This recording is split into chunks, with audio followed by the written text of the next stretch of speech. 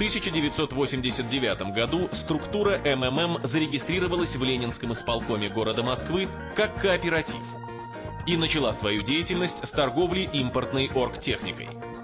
Во главе фирмы стоял Сергей Пантелеевич Мавроди и еще два соучредителя. По закону для открытия кооператива требовалось минимум 3 человека. По факту все дела вел только он, Мавроди.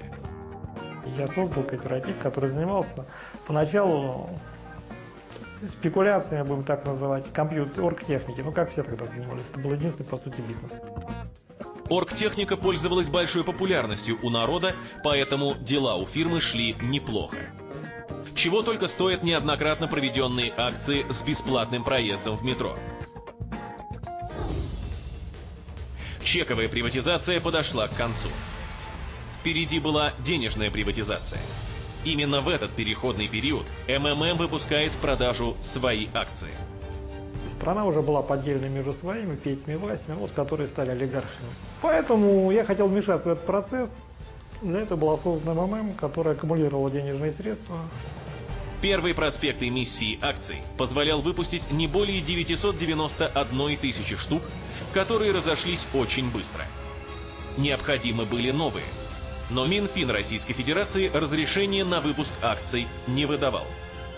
Объявленная компанией схема постоянно растущих цен не предполагала остановки.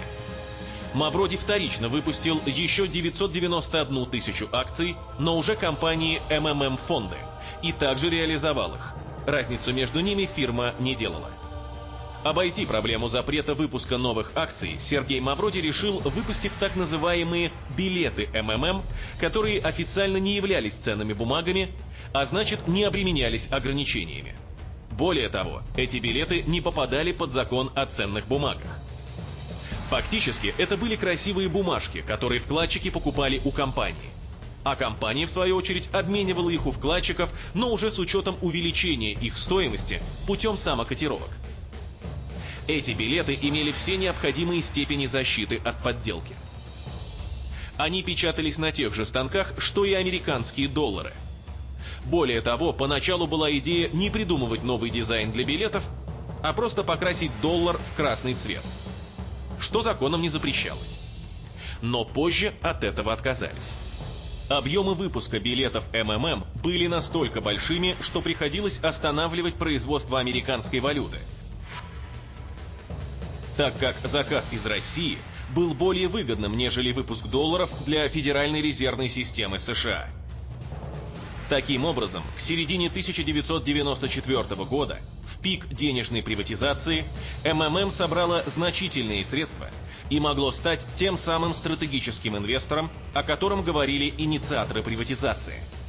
Для этого была создана МММ, которая аккумулировала денежные средства и которая могла на денежной приватизации скупить всю страну, то есть я мог на денежной приватизации скупить всю страну и распределить ее между вкладчиками МММ.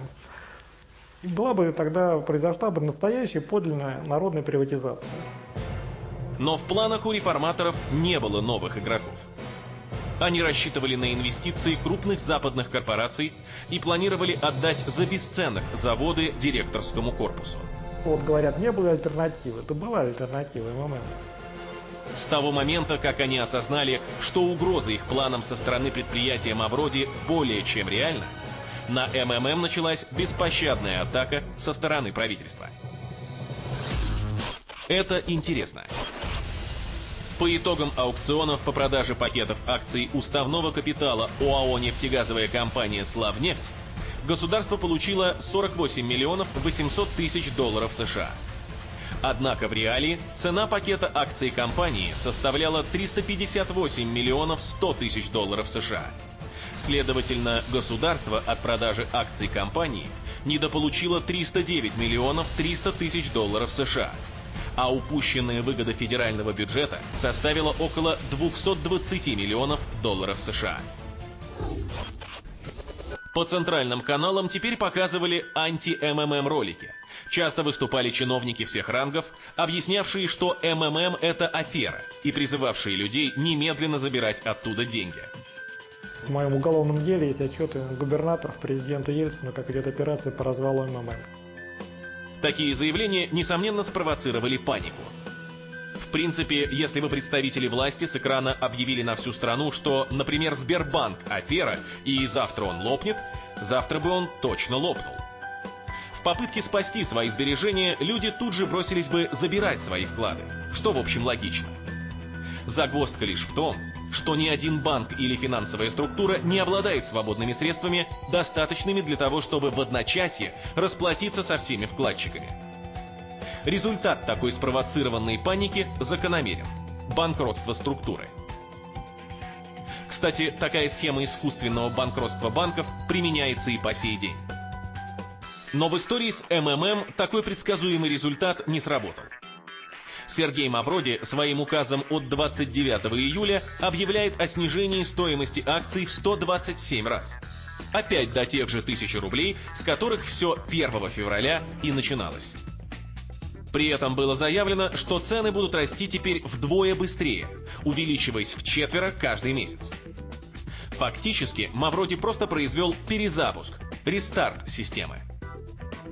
Эта мера полностью стабилизировала ситуацию, и в МММ снова выстроились огромные очереди на покупку подешевевших акций и билетов. 3 августа Мавроди был приглашен в Белый дом на расширенное заседание правительства, посвященное специально вопросу МММ, на которое, однако, не явился. Потому что я с властями не контактировал в принципе. Естественно, ситуация была недопустима, и на каком-то этапе началось противостояние. 4 августа 1994 года Сергей Мавроди был арестован у себя в квартире на Комсомольском проспекте за неуплату налогов.